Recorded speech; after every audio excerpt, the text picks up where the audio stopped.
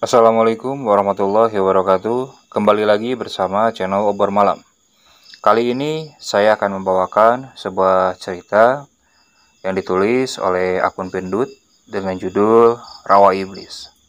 Untuk link cerita akan kami cantumkan di deskripsi. Bagi kalian yang ingin baca langsung ceritanya, kalian bisa klik link tersebut. Oke, langsung aja ke ceritanya. Seorang wanita tampak terlihat di pinggir jalan sedang mencari tumpangan. Lalu sebuah mobil hitam baru saja melintas dan tidak sengaja melihat wanita tersebut. Bos, itu ada cewek bos. Kenapa nggak diangkut aja sekalian? Ucap Budi, salah satu penumpang di mobil tersebut. Cewek mulu di otakmu, umpat lelaki yang bertato ular yang dipanggil Kevin itu. Ayolah bos, kita udah lama nih. Biasa, gak enak-enak, bantah pria satunya itu. Akhirnya mobil itu pun berhenti tepat di samping wanita berbaju putih yang masih sibuk melambaikan tangan. Setelah itu Kevin menurunkan kaca mobilnya. Dek, ngapain di sini sendirian? Tanya Budi yang gak sabaran. Mas, aku butuh tumpangan. Sampai ke depan situ, boleh nggak? Tadi taksi yang kutumpangi bannya bocor. Aku udah capek jalan terus. Ucap wanita itu tanpa rasa takut sama sekali. Bos, buka pintu napa? Kita suruh dia masuk dulu, pinta Budi memaksa. Wanita berbaju putih itu akhirnya masuk ke dalam mobil. Kamu namanya siapa, Dek? Tanya pria bernama Roni. Panggil saja Wati, mas. Kok kamu berani jam segini keluyuran? Pungkas Kevin. Sebenarnya tadi sore aku sudah pulang, tapi ban mobil taksi yang aku tumpangi tiba-tiba bocor di sini. Tadi juga nunggu lama banget dan akhirnya mutusin jalan kaki aja. Pungkas wanita itu sembari membenarkan cara duduknya. Emangnya rumah kamu di mana? Tanya Budi. Itu mas, jalannya lurus, nanti ada gapura masuk ke rumahku. Pasti kedua kakakku khawatir nunggu di rumah, keluh Wati. Oh, masih punya kakak ya? Cewek apa cowok? Celetuk Roni. Aku hidup sama kedua kakak perempuanku di rumah. Kedua orang kami sudah gak ada, jelas wanita itu. Budi mendekati Kevin yang sedang menyetir mobil. Pria itu mengatakan bahwa ini kesempatan yang bagus. Kita bisa dapat cewek 3 sekaligus malam ini. Bisiknya ke arah Kevin. Mobil itu terus melaju dan akhirnya sampai di pinggir jalan yang ada gapura masuk menuju sebuah desa. Mereka semua turun dari mobil dan menatap ke jalan yang jarang dilalui orang itu. Yakin dek, di sini rumah kamu? Serem banget, celetuk Roni melihat sekeliling yang gelap gulita. Iya mas, harus melewati lorong yang di depan ini. Nanti ada rumah kayu. Aku sama kakak-kakakku tinggal di situ, ujar Wati dan menarik tangan Roni untuk melewati lorong tersebut. Ron, tunggu napa?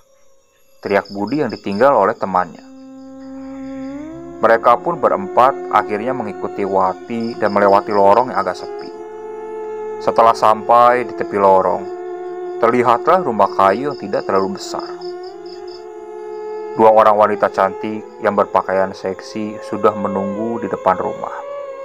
Kakak, teriak Wati dan langsung memeluk kedua kakaknya. Kemana aja kamu? Ini udah malam, ucap wanita berambut panjang dengan mata agak melotot. Ternyata wanita itu tidak bohong.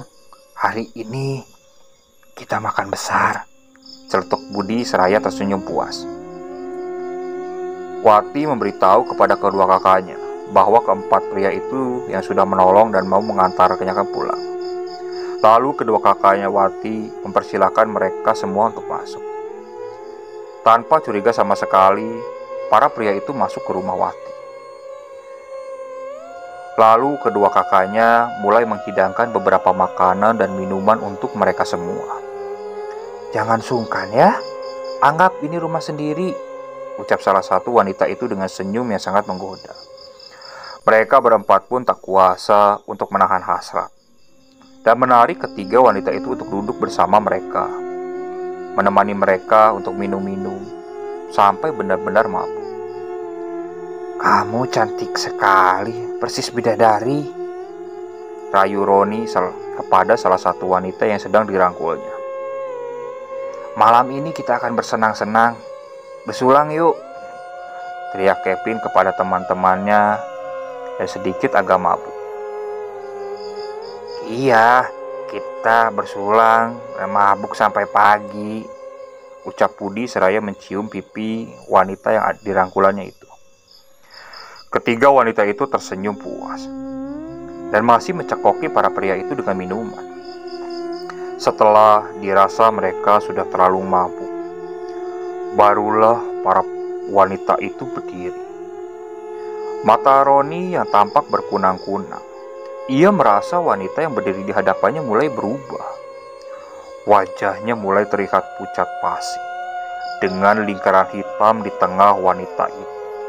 Rambutnya pun mulai terlihat acak-acakan. Budi yang melihat itu lalu ikut mengusap matanya dan memastikan wanita yang di depannya itu sudah berubah apa tidak. Ternyata wanita yang di depannya itu sudah mulai berubah. Wanita itu berdiri dan menunjukkan punggungnya yang bolong dan penuh belatu. "Hah? Apa aku bermimpi?" gumam wanita itu seraya tak percaya. "Sudah lama aku menunggu kedatangan kalian. Ini saatnya membalas semua perlakuan kalian," teriak Wati yang ikut berubah wujud. Kevin menatap wajah wanita itu. Ia seperti pernah mengenalnya. Bukankah kau udah mati? Bagaimana mungkin kau ada di sini?" ucap pria itu dan langsung berdiri. Tetapi arak yang diminumnya sudah membuat lumpuh tubuhnya. Lalu mereka pun diseret ke sebuah ruangan yang lampunya redup. Ada wanita yang berbaju merah sedang berdiri di tengah-tengah para pria yang tak berdaya itu.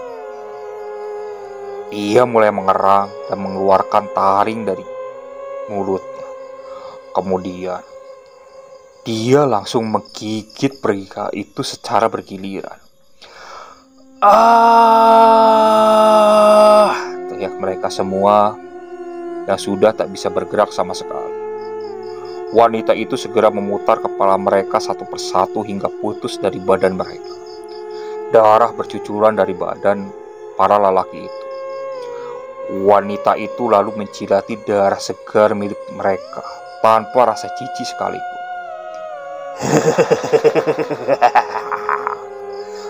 Tawa wanita itu menggelegar dengan matanya yang melotot. Keempat pria itu pun mati bersimpah darah. Ada yang kehilangan tangan, kaki, dan kepala. Wanita berbaju merah itu mengeluarkan semua usus dan jeroan yang ada di dalam tubuh para pria itu, lalu memakannya dengan lahap layaknya makanan biasa. Kemudian ia membuang mayat-mayat itu ke dalam sebuah lubang yang penuh tengkorak dan menguburnya.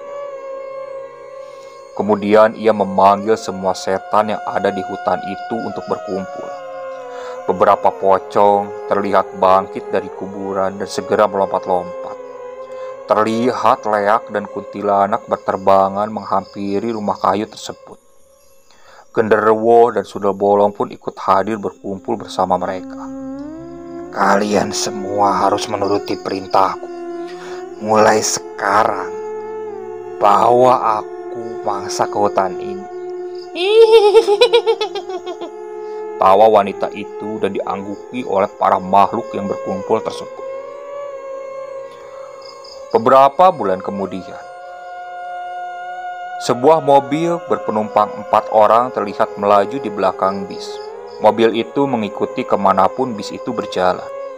Namun tiba-tiba ban mobil itu bocor dan harus berhenti di tengah jalan. "Duh, sial, kita ketinggalan jauh nih," umpat seorang pria bernama Pino, seraya menendang ban mobil yang bocor itu. "Oh iya pak, kami mengerti," ujar seorang wanita bernama Clara yang baru saja menelepon. "Gimana, Ra? Pak dosen bilang apa?" tanya Mawar teman wanita tersebut. "Katanya kita ngurusin mobil ini aja dulu, gak usah kembali ke kampus, boleh langsung pulang kok," sahutnya. "Pin, bantuin gih," pria Afgan seraya mengambil ban serep. Mereka berdua mengganti ban yang bocor itu dengan yang baru. Setelah selesai, mereka langsung meneruskan perjalanan. Afgan yang menyetir mobil itu mengikuti arah untuk kembali ke kota. Di tengah perjalanan, pria itu melihat sosok wanita berdiri tegak di pinggir jalan. Anehnya, wanita itu mempunyai rambut yang lebat hingga menutupi seluruh wajahnya. Afgan tak menghiraukan dan terus maju. Wanita itu tersenyum puas seraya menunjukkan matanya yang melotot, karena mobil itu sepertinya belok ke arah yang salah. "Gan, kamu yakin arahnya belok ke sini?" tanya Mawar yang merasa asing dengan jalan yang baru saja mereka lewati. "Bener kok, tadi di pinggir jalan kan ada tulisan belok ke sini," bantah Afgan. "Awas kamu Gan, kalau sampai kesasar," ancam Pino. "Kalau kesasar gampang, kita tinggal balik lagi aja," bantah Afgan. Afgan tersenyum seraya memandangi teman-temannya di belakang. Akhirnya mereka pun melanjutkan perjalanan hingga masuk ke sebuah kawasan hutan yang tak berpenghuni. Hari pun mulai gelap, dan ternyata mereka benar-benar tersesat. Lalu mereka pun turun di pinggir jalan dan melihat ada sebuah lorong yang sangat panjang, tetapi karena tidak berpenghuni, jalan di sini pun lorongnya terlihat ditumbuhi oleh banyak pepohonan dan berlumut. "Gimana nih? Kita kesasar beneran kan?" keluh Mawar. "Bensin mobilku mau habis. Kita nggak bisa putar balik," timpal Afgan. "Gak ada sinyal di sini. Aku nggak bisa minta bantuan," gerutu Pino yang sedari tadi sibuk mencari sinyal. "Gimana kalau kita lewatin lorong itu? Siapa tahu ada yang tinggal di seberang sana," usul Clara. "Gila kamu, lorong serem kayak gitu dilewatin. Ogah ah," bantah Pino. "Gak ada salahnya dicoba daripada kita bermalam di mobil," ujar Afgan. Akhirnya dengan terpaksa mereka pun melewati lorong tersebut. Terlihat beberapa hewan kecil seperti tikus, kelabang, bahkan ular juga singgah di tempat itu. Lorong yang mereka lewati tampak panjang, tetapi terlihat ada sebuah cahaya terang di ujung lorong tersebut. Di pinggir lorong terdapat beberapa jalan yang mengarah ke sebuah hutan. Namun mereka memilih jalan lurus saja. "Serem banget tempatnya. Aku mulai takut nih," ucap Pino yang mulai memegang lengan Afgan tak ingin melepaskannya. "Dah, lu cowok penakut, malu tuh sama cewek di belakang, masa kalah sama mereka," cibir Afgan. Saat hampir melewati ujung lorong tersebut, sebuah asap kabut yang berwarna putih langsung menembus tubuh mereka beserta angin semilir, sehingga membuat suasana sedikit menyeramkan. "Ih, tuh kan, mulai merinding nih," gumam Vino seraya mendekatkan diri lagi kepada Afgan. "Alah, cuma angin, Vin. Masa kayak gitu aja takut sih," celutuk Afgan. Iya, tuan pemberani," bantah Pino. Mereka meneruskan perjalanan dan sampailah di sebuah hutan belantara yang ditumbuhi pohon pinus. Matahari sudah beristirahat dalam diam dan membuat langit berwarna hitam. Terdengarlah suara gonggongan serigala dan hewan buas lainnya yang membuat suasana semakin mencekam. "Katanya tadi kamu lihat cahaya kan?" Mana? Kok di sini cuma hutan belantara sih? Gerutu Pino. Kita lurus aja. Semoga aku nggak salah lihat. Akhirnya mereka merasa kelelahan karena terus berjalan dan memutuskan untuk mencoba istirahat dulu. Mereka duduk di bawah pohon pinus yang cukup besar. Ketika sedang duduk, mendadak sebuah tetesan air jatuh di pipi Mawar. Wanita itu mendongak ke atas, dan tampaklah sesosok wanita yang bertaring sudah melotot menatapnya. Teriak Mawar dan membuat semuanya kaget. Mereka segera berlari tunggang langgang, hingga sosok wanita itu menarik kaki Pino dan langsung menyeretnya ke semak-semak. Tolong, tolong, tolong! Teriak Pino yang masih diseret oleh sosok itu. Afgan dan yang lainnya langsung mengejar temannya itu dan berhasil memegangi tangan Pino. Bertahan, Pin! Teriak Afgan seraya menarik tangan temannya itu. Sosok itu mulai mengeluarkan kukunya yang tajam dan langsung mencakar kaki Pino, hingga dagingnya terkelupas. Sakit! Teriak Pino mengerang kesakitan. Sosok itu langsung menghilang ke semak-semak setelah melukai kakinya Pino. Ayo, pergi dari sini! Pinta Afgan seraya membopong tubuh Pino yang mulai lemas karena satu kakinya terluka parah. Apa itu tadi? Tanya Mawar seraya tak percaya dengan apa yang dilihatnya itu. Mereka segera berlari masuk ke dalam hutan. Afgan mendudukkan temannya di sebuah akar pohon yang besar. Napas mereka masih terengah-engah. Belum sepenuhnya percaya dengan apa yang baru saja mereka alami. Bagaimana nih, Gang? Darah di kakinya Pino terus ngalir. Dia bisa kehabisan darah. Ucap Mawar merasa cemas. Afgan segera melepaskan kameja dan langsung mengikatnya pada kaki Pino yang terluka. Kuharap ini akan mengurangi pendarahannya, saut Afgan. Apa yang harus kita lakukan sekarang? Tanya Clara ikut cemas. Sesosok badan berbalut kain kapan yang entah dari mana asalnya sudah terjatuh di hadapan mereka. Terlihat sesosok pocong mulai jatuh dan menggelinding ke arah mereka. Wajah pocong itu menghitam dan penuh belatung. Teriak mereka semua dan langsung berlari meninggalkan tempat tersebut. Entah di mana mereka berada. Kenapa sosok-sosok itu selalu muncul di hadapan mereka? Lalu Afgan melihat sebuah rumah yang tak jauh dari sana. Dilihat di depan rumah itu. Ayo, itu ada rumah. Ayo kita ke sana. Siapa tahu ada orangnya. Ajak Afgan sambil membopong Pino yang masih kesulitan berjalan. Saat sampai di depan pintu rumah itu, seorang wanita berdaster putih sudah menyambut mereka semua. Rambutnya panjang dan wajahnya pucat. Namun wanita itu tidak terlihat menyeramkan. Siapa kalian? Wanita itu tampak bingung dengan beberapa orang yang berlarian. Tolong, kami tersesat di hutan ini. Bisa kami bermalam di sini? Teman kami juga terluka, ujar Afgan kepada wanita tersebut. Wanita itu melirik ke arah Pino yang mendapatkan luka di kakinya. Masuklah, ujar wanita itu seraya membuka pintu, agar mereka semua bisa masuk. Terima kasih, Mbak, saut Afgan dan melangkah maju ke rumah berbahan kayu itu.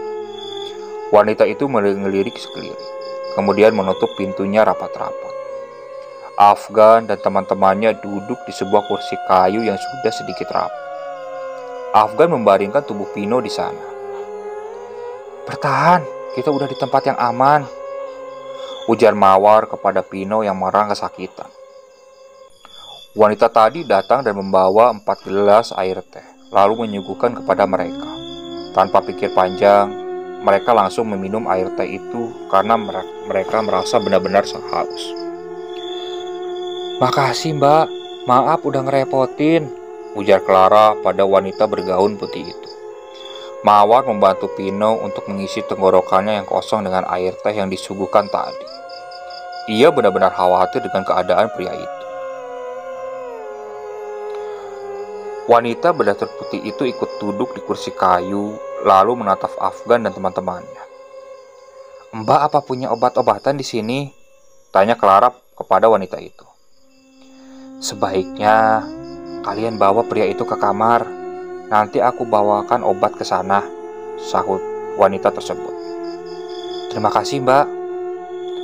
Afgan segera membantu Vino berjalan menuju kamar yang sudah disediakan oleh wanita tadi.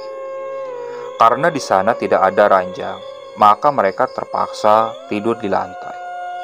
Wanita berdaster itu datang menghampiri mereka, seraya membawa mangkok yang entah apa isinya. "Maaf, di sini gak ada kasur. Kalian gak keberatan kan tidur di lantai? Nanti aku akan ambilkan tikar untuk kalian," tutur wanita itu. "Gak apa-apa, Mbak. Ini sudah lebih dari cukup," sahut Afgan dengan sopan. "Kalian bisa memanggilku Rahma. Sini, obatin teman kalian," pinta wanita itu menawarkan diri. "Namaku Afgan, Mbak. Itu Clara, Mawar, dan ini Pino. Maaf sudah ngerepotin ya." "Mbak, itu apa ya?" tanya Mawar yang melihat Rahma seperti mengaduk-aduk cairan berwarna hijau. "Karena ini di tengah hutan, gak ada obat-obatan seperti di rumah sakit. Jadi aku memanfaatkan beberapa tumbuhan untuk menyembuhkan luka. Tenang aja, ini benar-benar manjur kok. Tapi akan sedikit sakit," jelas Rahma seraya menempelkan cairan hijau itu ke kaki Vino yang terluka.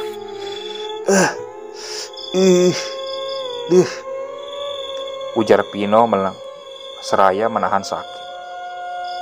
Afgan dan Clara pun ikut memeganginya. Ternyata Rahma bersama neneknya tinggal di rumah itu. Dia sudah menyiapkan beberapa makanan yang enak di sana untuk Afgan dan teman-temannya. Mereka tanpa rasa curiga lalu memakan semua makanan itu dengan lahap. Mereka sudah tak peduli apapun, karena rasa lapar hampir membunuh mereka karena berlarian di hutan tadi. Kenyang. "Terima kasih, Mbak. Ini satu piring ku bawa buat temanku ya," ujar Afgan seraya mengambil lauk dan menaruh di piringnya. "Silahkan," sahut Rama tersenyum manis. "Sini, Gan, biar aku aja yang bawa buat Pino," ujar Mawar. Lalu Mawar segera masuk ke kamar dan menemani Pino menyantap makanannya. Sedangkan Afgan dan Clara masih berbincang-bincang dengan Rahma mengenai kenapa ia bisa hidup sendiri di hutan tersebut. Rahma menceritakan bahwa dia harus menjaga neneknya yang sedikit kurang waras, dan penduduk setempat tidak menyukai keberadaan wanita tua itu. Sehingga Rahma harus tinggal menyendiri dan jauh dari kerumunan warga. Afgan menatap wanita tua yang sedang duduk melamun di kursi goyang. Wajahnya pucat, seperti tak terurus. Matanya sedikit menghitam, mungkin karena kurang tidur. Namun ia tak kepikiran yang macam-macam. Malam itu mereka berempat tidur beralaskan tikar. Karena rasa lelah sehabis berlarian di hutan, dan sudah terisi perutnya dengan kenyang. Akhirnya mereka pun langsung tertidur pulas. Di tengah tidurnya, Afgan mencium bau busuk yang sangat menyengat. Ia pun mulai membuka matanya. Namun alangkah kagetnya Afgan ketika melihat sosok pocong sedang tidur berhadap-hadapan dengan dirinya. Afgan langsung terbangun. Dia melihat sekeliling. Ternyata sekelilingnya hanya hutan belantara. Afgan pun tidak melihat teman-temannya. Sosok pocong itu lalu ikut berdiri dan langsung menatap Afgan. Afgan tak berpikir panjang lagi. Dia langsung berlari sekencang-kencangnya. Sambil berpikir, kok bisa aku berada di hutan belantara? Padahal tadi jelas-jelas aku tertidur di rumah, pikir Afgan sambil berlari. Dia pun memikirkan kemana teman-temannya pergi. Di tengah berharinya itu, tiba-tiba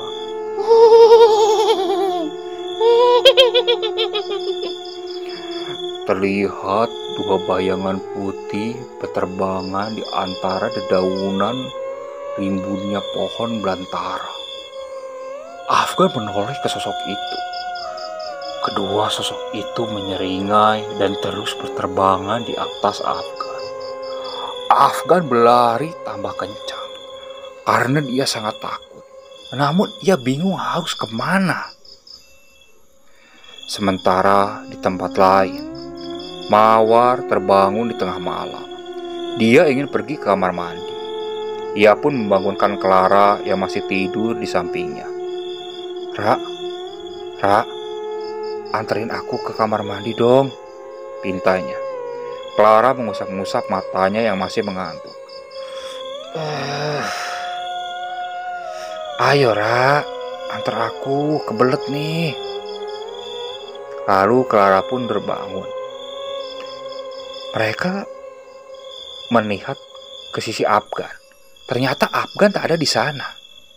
Si Afgan kemana? Tanya Clara. Entahlah, ayo antar dulu, aku udah kebelet nih, pinta Mawar sembari menarik tangan Clara untuk bergegas bangun. Mereka berdua pun berjalan menuju ke kamar mandi yang berada di belakang rumah kayu tersebut. Terdapat ruangan persegi 4 yang tidak cukup besar. Atap gentengnya ada beberapa yang berlubang karena lama tidak dirawat.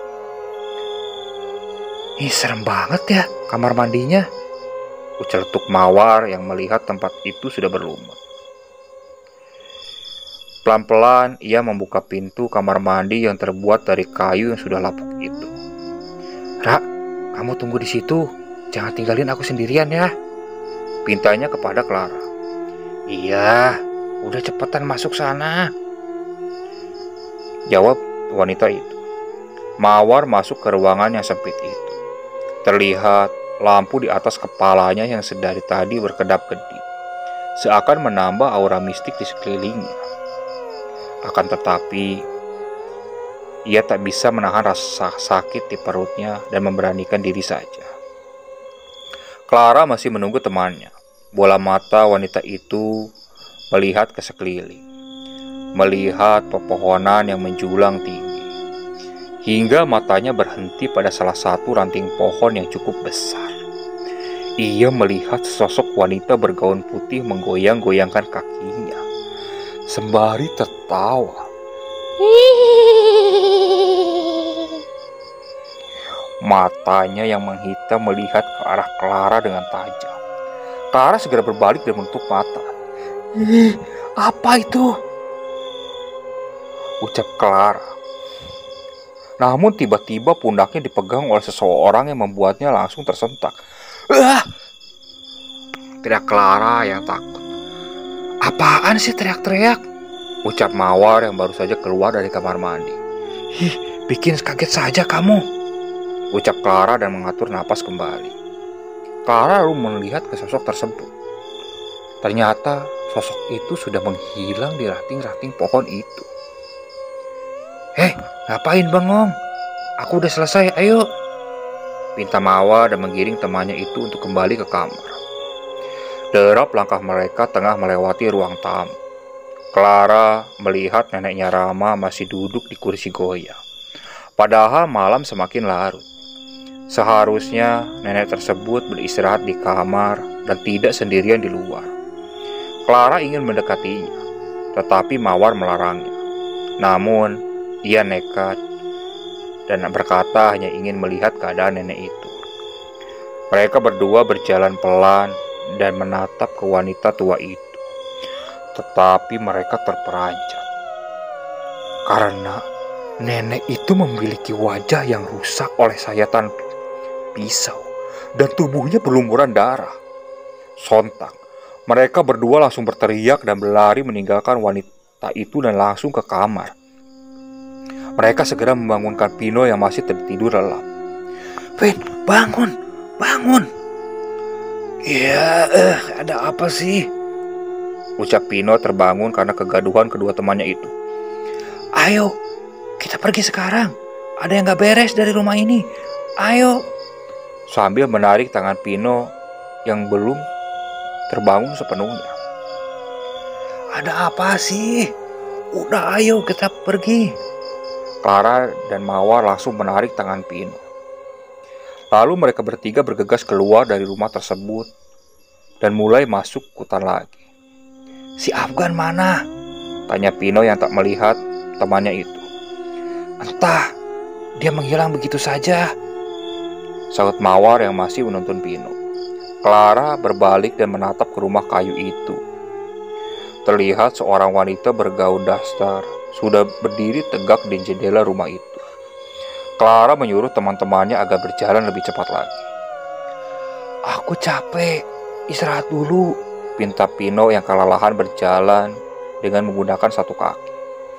Mereka pun beristirahat sebentar sambil mengatur napas. Pino membuka tas dan ingin mengambil sebotol air dari sana yang ia dapatkan dari rumah tadi. Namun betapa terkejutnya dia ketika melihat aqua itu. Ah, apa ini? Pino langsung melempar botol air minum itu. Terlihat air itu berwarna merah. Padahal jelas-jelas ketika Pino memasukkannya ke botol aqua itu jelas-jelas air putih. Kenapa berubah menjadi merah seperti warna darah? Namun tiba-tiba Pino merasa kakinya begitu gatal. Padahal Rahma sudah mengobatinya. Pino pun langsung menggaruk-garuk kakinya tersebut. Pin, jangan digaruk, nanti infeksi, tutur Clara melarangnya. Lah, ini gatal banget. Mana, kayak ada yang gerak-gerak lagi. Pino pun membuka belitan kain yang membungkus lukanya tersebut. Betapa terkejutnya mereka ketika melihat kaki Pino yang sudah diobati Rahma itu. Ternyata kaki itu sudah digerogoti belatung yang begitu banyak. Ah, kenapa bisa gini? Timbal Pino. Lalu dia pun memukul-mukuli belatung agar pergi dari lukanya tersebut. Mawar pun membantu memukul-mukul belatung tersebut. Pino mengerang kesakitan, menahan perih yang teramat dalam. Clara membantu memegangi pria tersebut. Sedangkan Mawar mencoba membersihkan belatung dari kakinya Pino tersebut. Mendadak Clara seperti melihat dua buah cahaya yang makin mendekat. Itu ada cahaya. Cahaya apaan? Gumamnya dan masih menatap dari kejauhan. Sampailah cahaya itu makin dekat. Lalu terlihatlah sesosok kepala tanpa badan dengan beberapa usus dan jeroan menjuntai keluar. Kepala itu makin mendekati mereka semua. Cepat, cepat, lari, pinta Clara kepada kedua temannya itu. Mereka pun lalu beranjak dan segera berlari menghindari sosok kepala yang terbang itu. Namun salah satu usus yang menjalar dari sosok tersebut memegang tubuh Mawar, lalu membelit leher Mawar hingga membuat wanita itu terjatuh ke tanah. Tolong, tolong, tolong, teriak Mawar meminta tolong sembari memegangi lehernya yang terlilit usus berumuran darah itu. Makhluk itu mengeluarkan gigi taringnya dan bersiap menggigit Mawar. Clara yang melihat itu lalu tidak tinggal diam. Ia segera membuka tas milik Pino dan mengambil sebilah cutter. Lalu berlari ke arah Mawar yang masih mengerang kesakitan. Dengan cepat, Clara langsung memotong usus dari makhluk tersebut. Lalu menarik tangan Mawar untuk berlari dari situ. Makhluk itu lalu terdiam dan menatap mereka sambil tertawa. Dengan cepat mereka bertiga pun berlari, tak tentu arah kemana mereka harus berlari. Di persimpangan dekat pepohonan, Mawar menabrak sesuatu. Aduh, apa ini? Ini Afgan, ya Allah Gan, kemana aja kamu? Ucap Pino. Udah, nanti aja ceritanya. Ayo cepet tinggalin tempat ini. Pinta Afgan dan menggiring teman-temannya untuk pergi dari sana. Mereka pun lalu berlari, walaupun mereka bingung harus kemana, karena mereka tak tahu arah. Mereka hanya berlari mengikuti kaki mereka. Dan terlihatlah sebuah lorong yang sangat panjang. Lorong tersebut gerbang pertama mereka masuk ke hutan belantara ini. Ayo, cepet kita masuk ke sana, ucap Afgan. Mawar, pegang tanganku, jangan nyampe nyasar ya, pinta Clara kepadanya.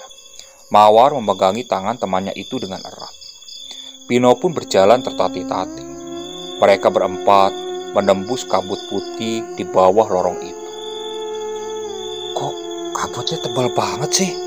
Gerutu Mawar seraya mengibas-ngibaskan tangannya agar asap dari kabut itu pergi. Semakin ke tengah, kabut itu semakin pekat, sehingga membuat mereka tak bisa melihat satu sama lain. Afgan kan khawatirkan keadaan teman-temannya. Dia memastikan dengan berbicara. Kalian gak apa-apa kan? Maju terus ya, ujar Afgan memperingatkan mereka. Tiba-tiba, Clara mencium bau busuk yang sangat menyengat masuk ke hidungnya. Ih, bau apa ini? Gerutu wanita itu sembari menutup hidungnya. Ia juga merasakan bahwa tangan Mawar menjadi dingin. Tetapi ia tetap menarik tangannya hingga kabut putih pun mulai berkurang. Mawar, kok kamu jadi berat gini sih? Cetuk Clara menatap ke arah temannya tersebut. Namun betapa kagetnya ia ketika menengok ke arah Mawar. Ternyata sosok Mawar itu sudah berubah menjadi sosok wanita yang wajahnya rusak. Matanya lalu melotot ke arah Clara, dan dengan segera sosok itu langsung mencakar tangan Clara hingga darah pun keluar dari pergelangan tangannya. Clara lalu menghindar dan segera berlari ke salah satu celah yang ada di lorong tersebut. Bruk! Mawar menabrak tubuh Afgan karena tangannya dilepaskan oleh Clara. Clara, kenapa sih kalian lepasin aku? Ritih wanita itu seraya bangun dibantu oleh Afgan.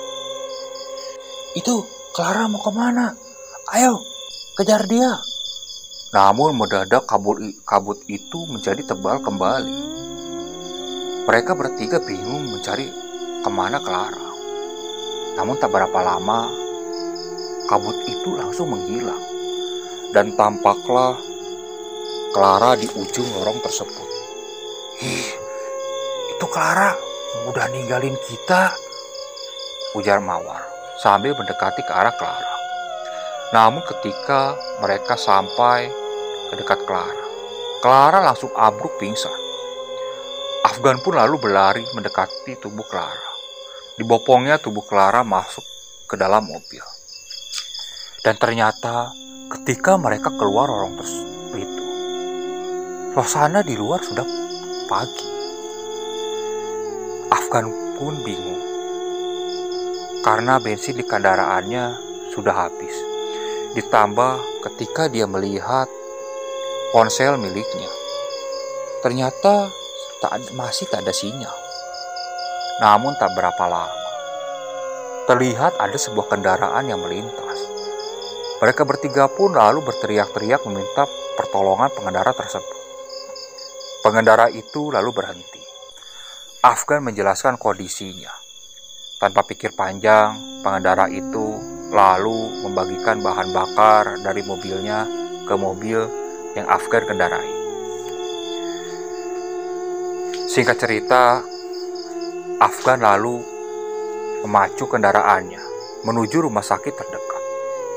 Sesampainya di rumah sakit, dia langsung menemui dokter untuk memeriksakan keadaan Clara dan Pino.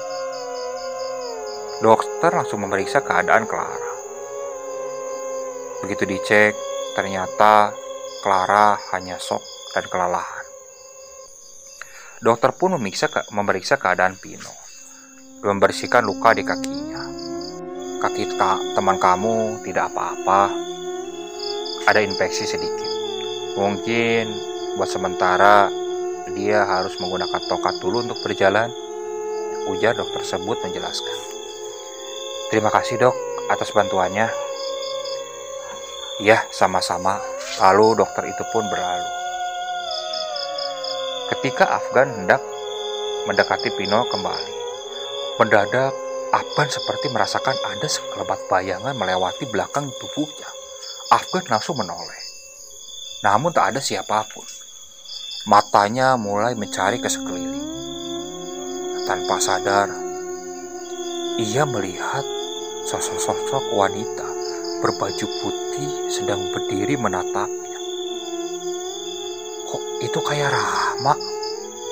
Belum sempat Afgan melangkah, Pino memegang pundaknya. Gan, pulang yuk, aku udah gak apa-apa.